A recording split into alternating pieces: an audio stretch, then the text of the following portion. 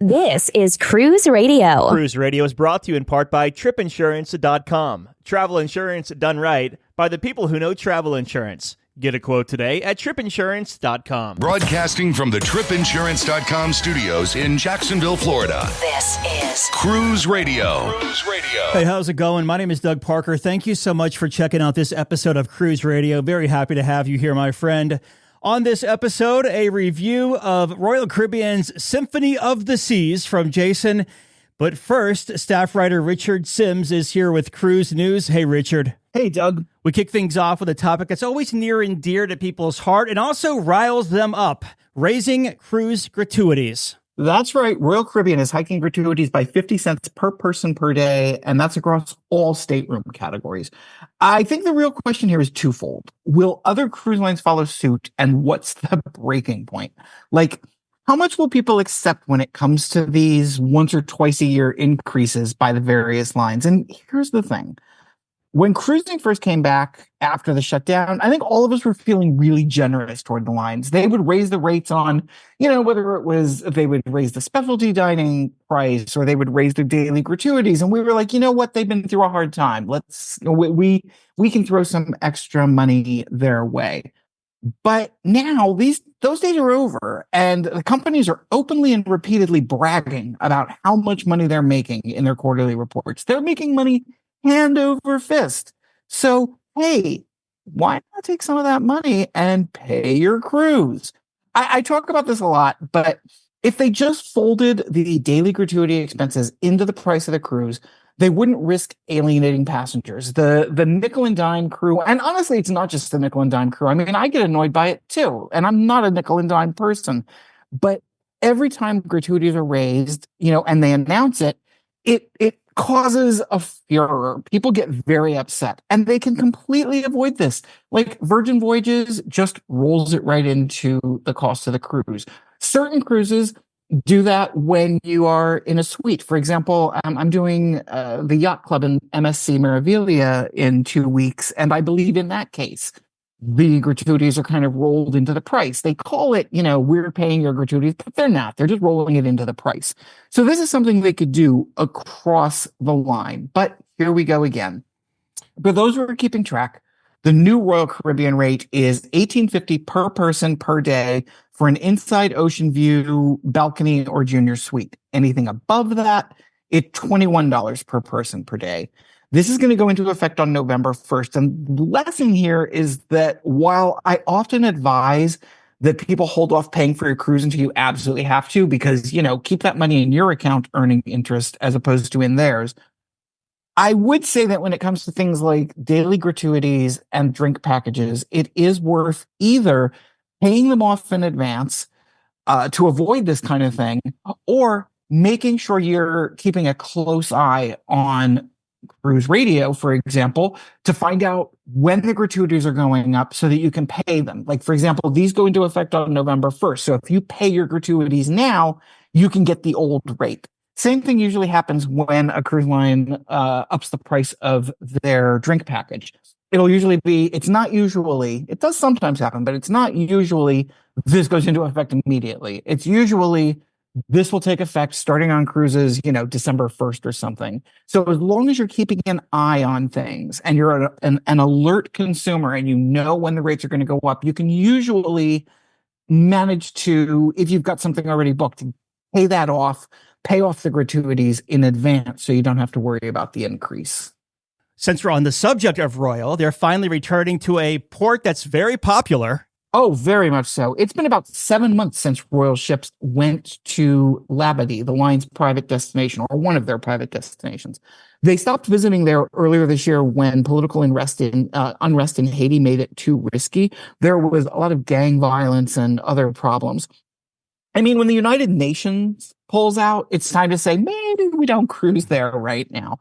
But things have changed and they're getting better there, so ships are heading back. Obviously, this is something that they wanted to have happen as soon as possible because private destinations are really popular. It's also a great way, we were just talking about money. It's a great way of keeping money in the family, so to speak, because like if you go to a port you get off the ship and you go give your money to restaurants and shopkeepers and, whoever. If you go to one of these private destinations, whether it's Royals or anybody else's, most of the money you spend on that island is going into the cruise line's pocket. So, they're not only getting the money that you spend on the ship when you're getting drinks or in the casino or whatever, they're also getting money from what you spend on these destinations or private islands. So perfectly makes sense. Now, one thing we can expect is that they are going to very, very, very carefully monitor what is a continuing volatile situation in Haiti. And they will, without doubt, cancel more sailings if it becomes necessary. I've never been to Labade. I've seen pictures. I've watched videos. It looks gorgeous, and it's a place I very much hope to visit. But I also very much appreciate that the cruise line was willing to, kind of sacrifice 7 months worth of money that could be made there because they realized that it was not a safe position for their passengers to be put in. And closer to home, looking outside the studio window, the rain is coming, the palm trees are breezy, and the river is starting to come up a little bit, which means Hurricane Milton is causing all kinds of issues, not just for us, but also for cruise ships. Yeah, definitely. First of all, glad to hear that you are, for the most part, out of the line of fire. Don't do anything stupid like those meteorologists who go out and tell us there's a hurricane by standing in the middle of a hurricane. We would like you not to do that. Please stay safe. I can't even begin to imagine what it's like trying to manage a cruise line fleet during hurricane season. And of course, the season is getting longer and harsher thanks to climate change, because as the water gets warmer, the storms get more intense and more out of control. This story is continuing to develop. As we record this, we're seeing more and more news about cancellations. As we sat down to record, came news that the Carnival Paradise and the Disney Wish were both canceling sailings because of the storm. Meanwhile, guests on Sun Princess got 2 extra days on board because the ship was staying out of harm's way and waiting for the ports in Florida to reopen, some of the ports that are closed. Obviously, this causes all kinds of issues for cruise lines and passengers and airlines that are bringing the passengers.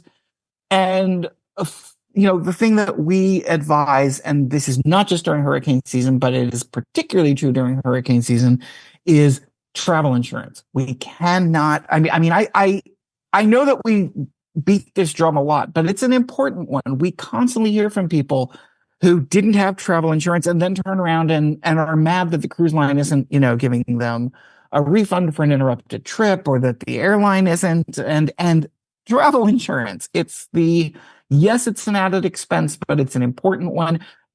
Hopefully you never have to use it. And hopefully this is the one case where you're throwing money down the drain and you never actually have to use it. But when you need it, this is an important thing to have. As my best friend's dad likes to say, you never know what you least expect the most. Chew on that as we continue with the news. Yeah, I don't know exactly what that means, but I feel like it might apply to our next story about an unlikely hero. I suspect the last thing anyone anticipated when a passenger on Harmony of the Seas went overboard while the ship was docked in Honduras was for another passenger on the ship to dive in and rescue them. But that's exactly what happened. Rory Foy, who is an Irish firefighter, saw the person in the water, dove in. Someone threw one of those life preservers that we all take pictures of. Someone took one of those, threw it into the water. He grabbed it, went over to the passenger who was in the water, and saved their life. That is not something that most people should even think about doing. You and I should not consider diving in to save somebody. But it turns out that this guy, Rory Foy, is a swift water rescue technician. And while I don't know exactly what that is, I suspect it means he's a lot more qualified than any of us to do exactly what he did. And obviously, this story had a very happy ending. He's being hailed as a hero for his actions. And as the people at his hometown fire station in Belfast said, here's hoping the rest of his vacation not only went smoothly, but that he was kind of here's hoping he was treated like a god for the rest of the sailing, because this could have had a really unhappy ending. And he, by doing what he did, saved a life. And, that's something to be appreciated. And we end today's news on a sad note involving a bus loaded with cruise passengers and an injury. Yeah, this is kind of awful all around. A 75-year-old woman was hit by a bus carrying celebrity Eclipse passengers who were heading off on an excursion. They were in Charlottetown on Prince Edward Island when the events happened.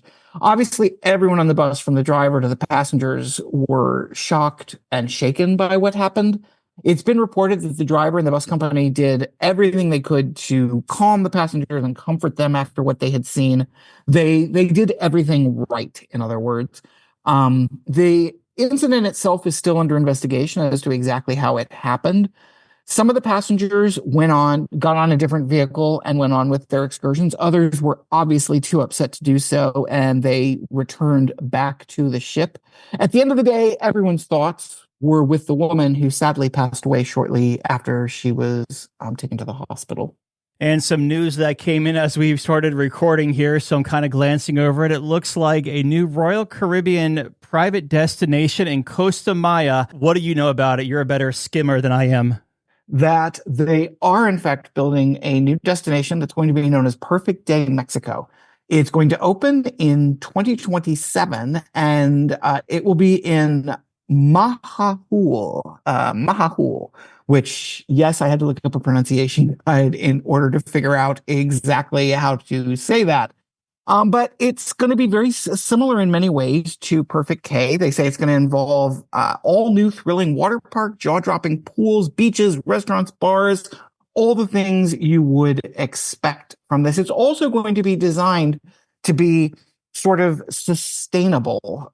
So it'll advance their long-term partnership with the local government and the community that will allow them to, not only keep bringing visitors to the area, but make sure they're doing everything in their power to sort of protect the environment of not only the area, but the planet as a whole. So this is kind of exciting. We don't have a whole lot of news about it yet, but like you said, it will be for guests sailing the Western Caribbean, and it'll open in 2027. And as more information becomes available, we will definitely pass it on. Staff writer Richard Sims, as always, thank you, my friend. As always, glad to be here. Have a tip or a lead on a news story? Let us know. Email tips@cruiseradio.net. A big question we get at Cruise Radio is, how do I know if I need trip insurance? Simple answer. If you're getting on a plane, taking a road trip, or getting on a cruise ship, you need to have travel insurance. Hey, it's Doug Parker from my friends at tripinsurance.com. Not only does tripinsurance.com protect your vacation investment, but it also gives you peace of mind in case anything were to go wrong on your trip. How do they do it? They offer 3 different types of trip insurance policies. Good, better, and best. One policy for every vacation budget. But it doesn't just stop there. They're up to 40% lower when you shop around on other comparison sites. Plus, tripinsurance.com offers 24-hour customer support before, during, and after your trip, online claims assistance, and travel alerts to let you know what's going on at your destination. But find out for yourself. Check out tripinsurance.com. Just back from a cruise? Let's talk about it. Email Doug@cruiseradio.net. Jason just returned from a 9-night sailing aboard Royal Caribbean's Symphony of the Seas. It was out of Bayonne, New Jersey, and went down to the Florida, Bahamas, Caribbean area, and he joins us on the line to talk all about it. How you doing, Jason? Well, I'm doing great, Doug. Thanks for having me. Yeah, good to talk to you, and excited to hear about your cruise on Symphony. And before we get to the ship, as we always do, we take a step back here, and we want to get some pre-cruise thoughts from you. What made you want to take this 9-nighter out of Bayonne, Cape Liberty? So I live about 60 miles north of there, so I normally cruise out of New York or New Jersey. But what specifically got me onto this cruise was the 9-night. I had never been on a cruise longer than 7 days, and I was interested in what the differences would be. I've heard some people say that it drags on too long and they're not really into it, but I've also heard that people say that it's a little bit more relaxing because you don't feel like you're rushing through the trip. I found it to be very relaxing. You had that first day and that last day where you have the wind up and the wind down, as I like to call it. Mm-hmm. And those days I try not to always say count as your cruise, but I had like a full 7 days in between. And, you never want to leave the cruise ship. But at the end, didn't have the cruise blues as much as I normally do. Yeah, you summed that up perfectly because sometimes it could be a little too much over 7 days, but I agree that little decompression point is always good. You live up in the upstate New York area, so do you drive in the day before or is that a morning of trip for y'all? So I'm the type of guy that always thinks of the worst scenario. So I'm always trying to go there the night before. My wife's just not having it. So, but we do leave around 8 o'clock in the morning, and we're usually at the port around 9:15, and they open up parking around 10 o'clock. So we're always there super early. We make sure that we get our check-in times scheduled, and 45 days before, right at midnight, we're online getting our time slot set to get on the ship. That's so hardcore too. Like I'm waiting till midnight when it opens, 12:01, we're on. Oh, we're old, so we go to sleep at 9:30. We have to set the alarm clock for us to get back up like at 11:50. So once you're in Bayonne, how was that embarkation process? Like how was the boarding and how long did it take you from the curb to the ship itself? Okay, so curb to ship was about 20 to 30 minutes. Okay. It was super fast. Bayonne, in my opinion, is one of the better ports to leave out of, especially when you compare it. I've left out of Brooklyn and Manhattan and Miami and Fort Lauderdale. It just always seems to be systematic. They were able to keep everybody calm, and fairly quickly we were on the ship. We didn't have to sit down in those seats for very long at all. Have you done an Oasis class before? So actually I got married on an Oasis class on Oasis of the Seas. Okay. 2 years ago. So we had a whole event with family and everybody on the cruise. We got married on a 7-day, actually on the same itinerary. So we were fans of Oasis, and it continued with Symphony. I love it. That's so awesome. So as you make your way on board Symphony of the Seas this go around, like what were your first impressions? And could you tell were there any modifications between Oasis and Symphony? Because you're talking about a couple of generations of ships since that.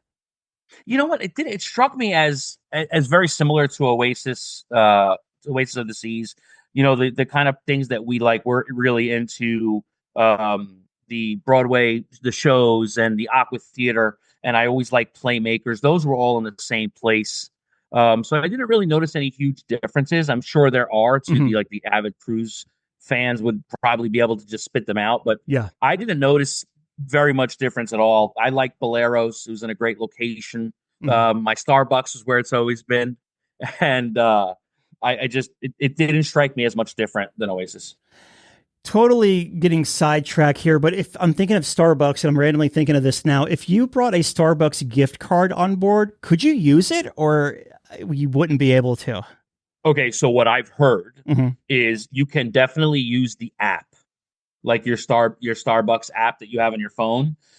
I heard people say that they could use the gift card, and people say that they couldn't. So I can't provide you that. I didn't have a gift card with me. Gotcha. So, okay. But we were able to use the app. If you had money on your app, you were able to use it. Got to collect those Starbucks stars, So what kind of room did you have on this 9-night cruise, and how was it through your voyage? Okay, so my room was an interior cheap room. My wife and I used to cruise twice a year, and we had decided, we had went on the yacht club on MSC, and we were in an interior yacht club suite, and we had decided that we can handle an interior room, so let's switch it to 3 cruises a year. And go interior. So we had an interior suite, an interior room right by Central Park on deck 8. So we were able to get over to like that little bistro there to go get breakfast and all that fairly quickly in the morning. It took me like 2 minutes. And I liked the balcony, but at the same time, I like cruising more. Yeah. And the room was in a good location. There wasn't a ton of noise. We had, I guess there was like a galley or something next to me. I would hear crew at nighttime. We sleep with noise clocks, so it really wasn't a big deal.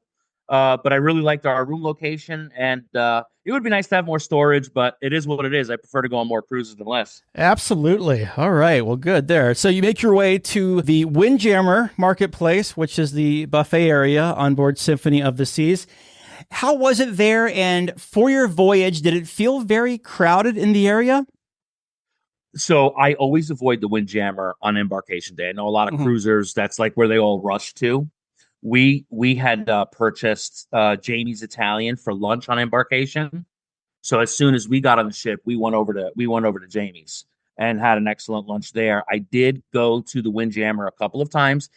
My wife's a teacher, so we always go on cruises when there's kids on board, but it didn't feel crazy. We were able to find seats. It was fairly clean.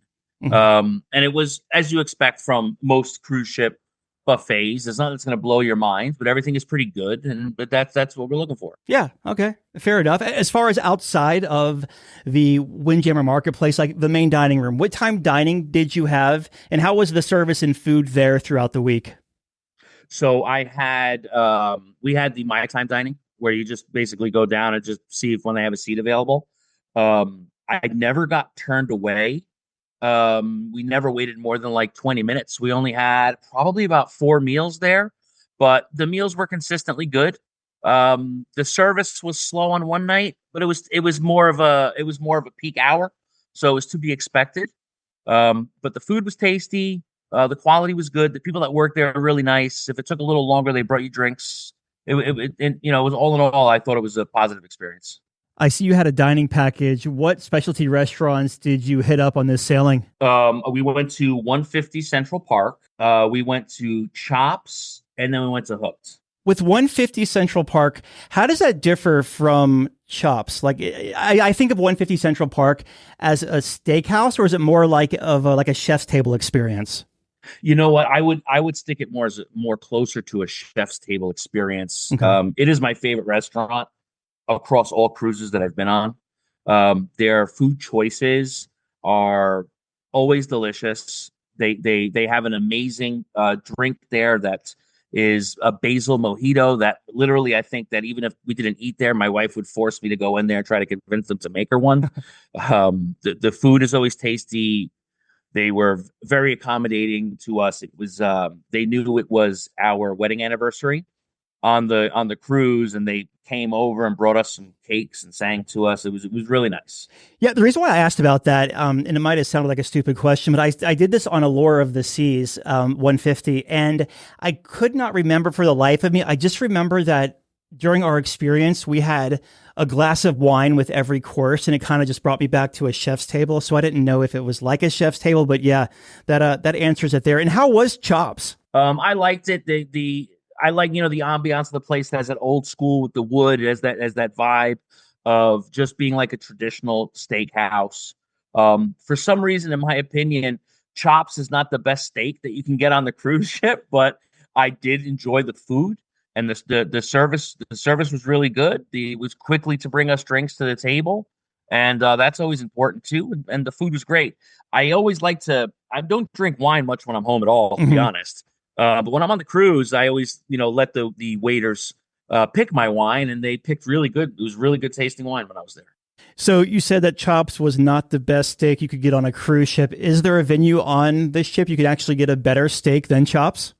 On this particular ship, I believe that 150 had a better fillet than Chops did. And it's not to say that Chops steak is bad. Mm-hmm. It's just I felt that it was a level up. And then how was Hooked? I'll be honest, I went in with an open mind because there was so many negative reviews on YouTube and online. I really thought it was good. We had gotten the cheddar biscuits, which are like similar like the Red Lobster ones that you used to get, and I got a surf. I got shrimp and lobster. I think I might have had steak there too, and the food was good. The people were really nice. It was actually in a cool location. You overlook the back of the ship there. Yeah. I think on some ships that's like the suite restaurant in that area, but yeah. I enjoyed it. It's funny to hear you say that you did it anyways, because you talk to people on your cruise sometimes and they'll be like, well, we didn't go there because so-and-so said it was bad on Cruise Critic or Facebook, but it's like food is so subjective. You can't just put it in one bucket. Definitely subjective. Yeah.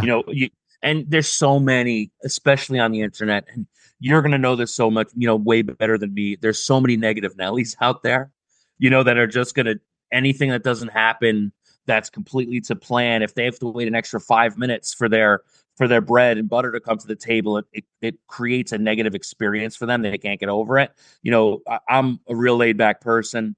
My wife's pretty laid back. Nothing's going to go perfect. You have to realize there's a million things going on these ships at all times, and you got to just go with the flow. And and enjoy yourself. Too many people focus on negativity. I don't. Any other places you may have hit up during the sailing, Sorrento's or the burger place that you might have grabbed a bite?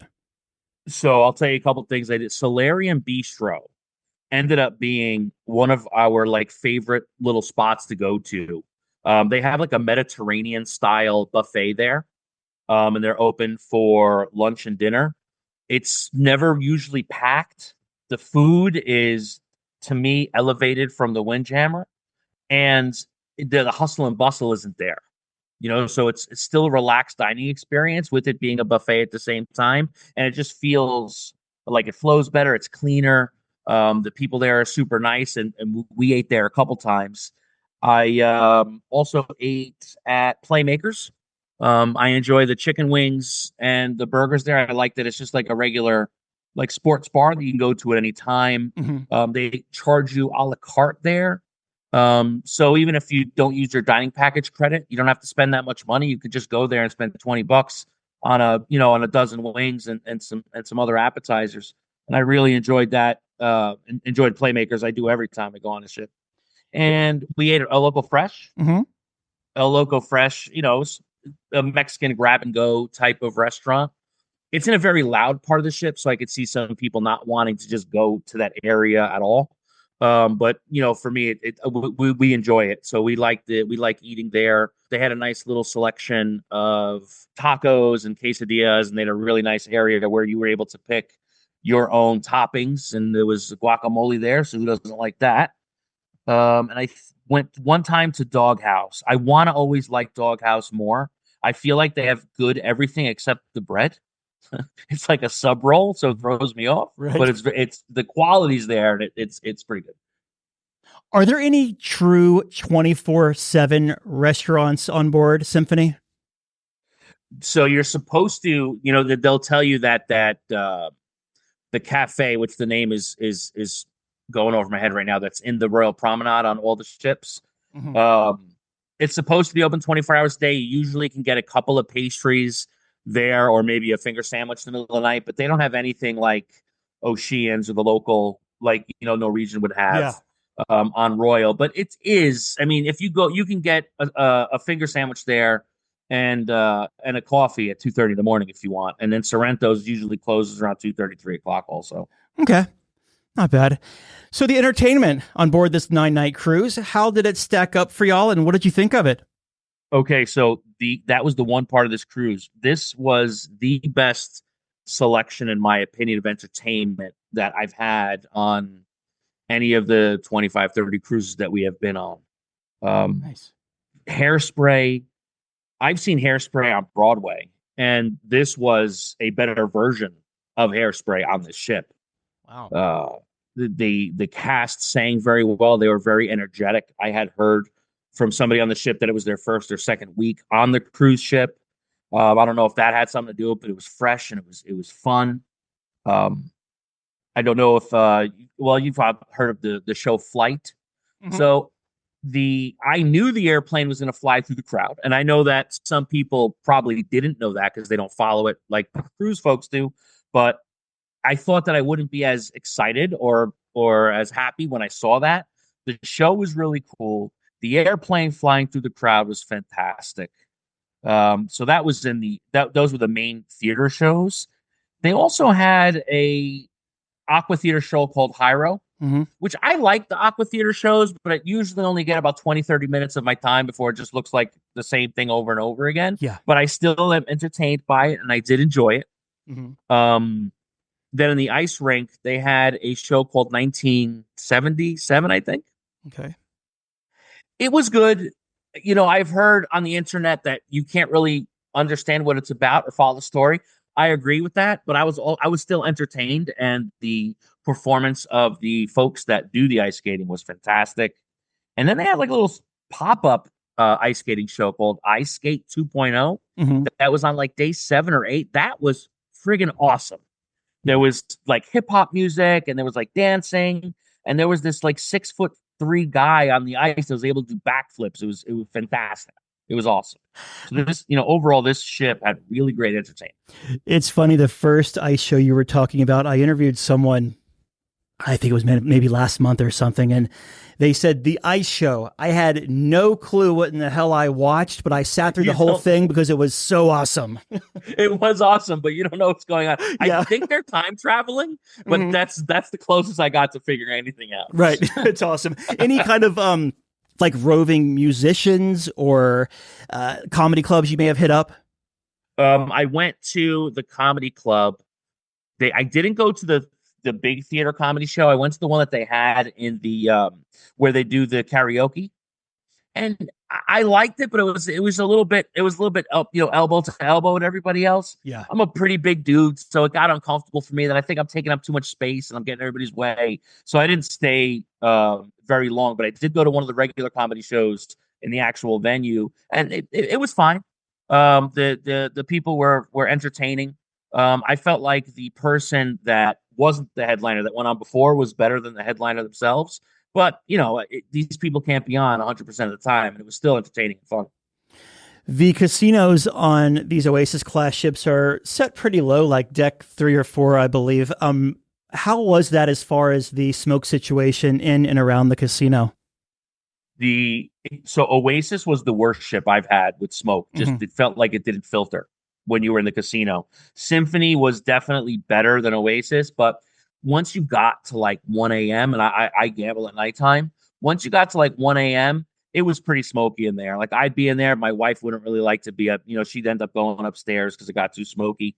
Around the area wasn't too bad. They did close the jazz bar that they used to have further by the ice theater, and they put a non-smoking casino there, but it's such a sad little casino. Yeah, they always are. Right? It's like there's nothing going on. There's no music. There's like one guy bringing a drink, and he has to walk all the way to the other casino to get it. So I stayed in the smoking end of the casino. I'm an ex-smoker, so it didn't really bother me. But it was it is smoky. It is smoky.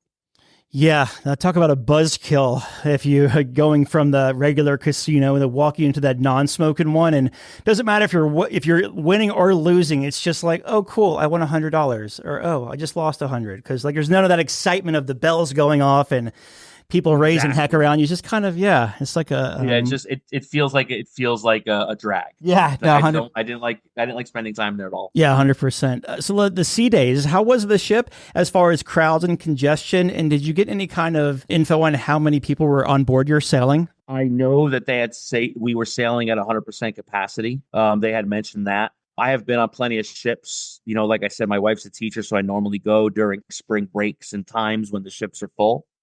Other than the karaoke place that they have there, I can't remember the name.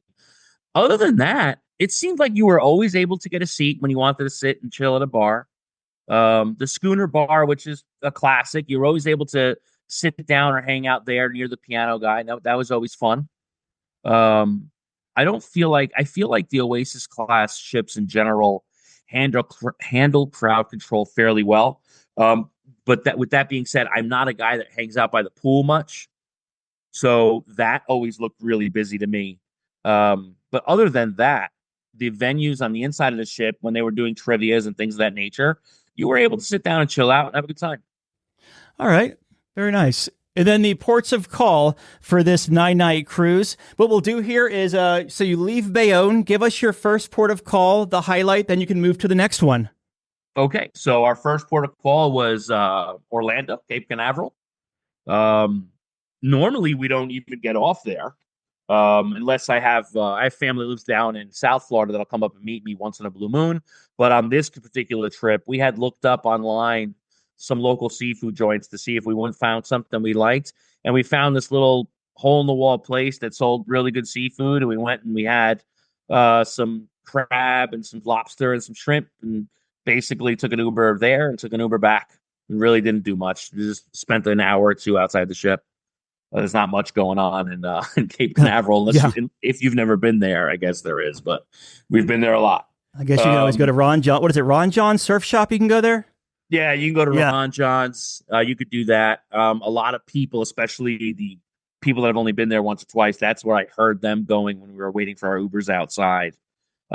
So it was nice weather, so that was fun. Our second stop was Nassau Bahamas. Nassau, I used to stay on the ship a lot there too, but now that they redid the port area and they put those awnings on the walkway going from the ship to, I guess, their common area now, I usually get off and walk around. I feel like they did a really good job there. I don't know if you've been there since they redid it, but they did a really good job there. I'll just, you don't have those people hounding you right when you get off the ship trying to sell you stuff. And I understand they're trying to, just make money for their families and stuff. But, you get inundated with people just trying to sell you bracelets and do your hair and whatever else. They've really fixed that situation, and it feels kind of chill. And so we got off, we walked around a little bit. We went to the Pirates Brewing, which is right outside of where the exit is to get into the main part of Nassau. We always like going there for a couple of beers, and it was nice. After that, we went to Coco Cay. Coco Cay is my favorite cruise stop. It's one of the reasons that we decide to normally go on Royal Caribbean, just because Coco Cay is just always great. The weather was perfect. We actually went to the new Hideaway Beach, which is that adults only section. I don't know if I would do it again. It was fun. It had a nice vibe. It had that same walk-up bar and a pool, and it had the access to the beach. For the money we spent on it, which wasn't a ton, I think we got it for like $40-50 a person, and we wanted to try it anyway. We liked it, but unless I knew there was going to be like 2 Oasis class ships there that day, it would be just as fun to me to go to the regular walk up, the swim up bar on the main part right when you get into Coco Cay. So I mean, I enjoyed it. I'm not sure if I would do Hideaway Beach again, unless I knew there was like 2 Oasis class ships and I knew it would just be mobbed at the one bar when you first get in there. I think. Sorry, do you think that it would make a difference though? Like if you had, like, you actually felt like you were like in your own little piece of serenity over there? Yeah. You still had they had a nice DJ. They had like a separate bar area where you could hang out underneath and have food there. Then they had a separate beach area that was pretty large, and then the pool. So the way they dispersed the crowd was pretty good. So there was never like a ton of people. You weren't elbow to elbow with people. You were able to order drinks fairly quickly. So that was actually a good part of it. Nice. And I haven't been there I guess it's been 2 years since I've been to Perfect Day. But the food situation and the drink situation, like you have the drink package that carries on to the island itself. Yeah. So as long as you have a drink package, it carries on to the island. We carried our CPAS cards like in those little the waterproof lanyards. Mm-hmm. And that, you know how it is in the cruise. I'm always a tipper. So I found a couple of bartenders I know. They get my room number pretty early, and then they just serve me my drinks the entire time I'm there. So that's definitely a good thing to have when you have the drink package. It's a nice bonus. The food was all right. They have like the chill grill. You can get the secret sandwich with the chicken and put your mozzarella sticks on it, make it fancy. So they have that, basic finger foods. I've never been to the beach club, so I know that's like an elevated experience with some of the food. But the basic foods that are there, plenty to keep you full while you're there, and it's good for the families because there's a lot of little options to eat. Yeah, for sure. And then after Perfect Day, where'd you go? So we were supposed to originally go to Labade, but with all the BS happening in Haiti, they had switched us to Dominican Republic. So we left Coco Cay thinking we had a sea day ahead of us, and then we were going to be in Dominican Republic, but because of a storm, they ended up changing the itinerary again.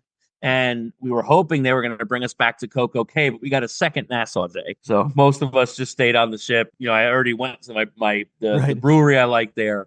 So we really didn't do much on that second Nassau day. But listen, people were bickering about it and complaining. The cruise ships don't want to do that. They're just keeping us safe, and I respect that. Their decisions. They're the ones that are the professionals. They know what's going to keep us safe. As long as and we were safe, we were never in a storm, and I guess ultimately that's their goal is for us to have fun and have a good time. We wouldn't have had a good time if we were in storm waters and trying to make it to a port that we couldn't even go to. Yeah, that's true. Mm-hmm. After Nassau, because you kind of went there by accident, were there any other ports? No, then it was just like a 3-day. There was 3.5 sea days on the way home. There was a lot of sea days on this cruise, which for myself is great. I wouldn't mind the ship just going to the middle of nowhere and then doing U-turns and then coming back into the same port. My buddy's wife was with us. I have a little cruise squad that I go with. She wasn't as into it. She likes going to the different places and doing the excursions and stuff, which I enjoy as well. But it didn't really hurt my feelings much to not have to stop anymore. Yeah, those sea days are always a good time, especially if you have the right people with you and you have your little stake or area of the ship staked out where you can kind of return there for a couple of days in a row. 3 sea days on the way back sounds like a dream to me. Yo, it was beautiful and then that was another, I felt like nothing was rushed. Me and my wife slept in, which we normally don't always do on cruises. We always have that fear of missing out and always trying to get up early and do things. I feel like going on the 9-day cruise relaxed us with that a little bit. So we were sleeping in, especially in the interior room. You never know what time of day it is unless you look at your watch. We were getting up at 10 o'clock and, just easing our way into the day. And it was just a wonderful time. I really enjoyed that cruise ship. Yeah, sounds like it. So you make your way back to Bayonne. How was the debark process and how does Royal Caribbean do the debark on some of those world's largest cruise ships? So you have your typical colored times to get off. You get your different tags for that summon the people to know what time you're getting off the ship, so your bags will be out in certain spots. It wasn't great. I can't imagine a perfect debark process. There's so many moving pieces and so many people hustling around. We did go down when we were supposed to. It probably took about an hour to get off the ship. It feels like 50 hours, but it wasn't too bad. The line was long, but all in all, it was from we left our room till we got in our car was probably about 65, 70 minutes altogether. So it's not terrible. I guess with that many people, that's to be expected, and they're doing a great job. Yeah, and you think about it though, so there's 2,800 rooms or something like that on those Oasis class ships, and to be able to turn that many rooms, provision the ship with $1 million worth of groceries for the next cruise, and do all of that in just a matter of hours is strictly mind-blowing. Because I could tell you, if you were in Vegas and you were at one of those Vegas hotels that had to turn 2,800 hotel rooms within a short time span like that, it would never be done. No way. Yeah, it would be a nightmare. None of the rooms would be clean. None of the linens would be done. There's such a systematic process to the way the cruise ships run, and it's one of those things that's why I really respect the people that work on these cruise ships. Yeah. These people work 7 days a week. They bust their butts all day. They have crazy schedules, but what cruise companies are able to do with the processes they have in place, from having people on the ship and having a great time to just being able to switch that up and hit the reset button and have enough alcohol, have enough food, have happy faces on their staff. It's incredible. Any first time tips to offer anyone sailing Symphony of the Seas? Okay. So I would make sure that they do the check-in as soon as possible when they, the 45 days out. You maybe don't have to wake up at midnight, but it's not that bad of a thing. But getting that early entrance onto the cruise ship did streamline us big time. I technically had a 10:30 a.m. check-in, and my wife and my friends all had 11, even though we were doing it all at the same time. They did let us on all at the same time, but I heard it gets very hectic once you get near noon. So I think that, especially first-time people going on an Oasis class ship, is to make sure that you get your check-in time as early as possible, so that you can make sure you don't end up in the in the crowds. Yeah. The show reservations and the dining, obviously with a ship with so many people on it, you're going to want to make sure that you set up yourself with these reservations early, usually about 30 days out. You can start making some of your show reservations. So I would recommend definitely doing that so you get your name on the list. even if you're not 100% sure if you're going to go to it, set the reservation anyway. You can always cancel when you're on board or move it around. And the dining, if you're going to get a full specialty dining package, we only did 3 nights, but especially if you're doing a full one, you got to make those reservations because that stuff fills up really quick. And it's not like it'll ruin your trip or anything, but if you spent the money to have that unlimited dining, you're going to want to make sure you experience all the different venues. Biggest highlight of this 9-night cruise? I believe the entertainment. The entertainment was just like, I know I sound like a broken record as I said it already, but the entertainment was fantastic. The shows were great. They were very lively. It always felt fun. I just really had a great time with the entertainment on the ship. It was great. We've been talking with Jason about his 9-night sailing aboard Royal Caribbean's Symphony of the Seas out of Bayonne, New Jersey. Jason, thank you so much for sharing your vacation with us. Oh, man. Anytime, Doug. Thank you. All right, Dougie, let's see what we got for you, buddy. Cruise Radio is produced at the tripinsurance.com studios in Jacksonville, Florida. Get cruise news, ship reviews, and money-saving tips every Thursday on Cruise Radio. If you've enjoyed this episode, please subscribe to the show. If you want to help spread the word, give Cruise Radio a 5-star review. Find Cruise Radio where you listen to your favorite podcast or online at cruiseradio.net. I'm your announcer,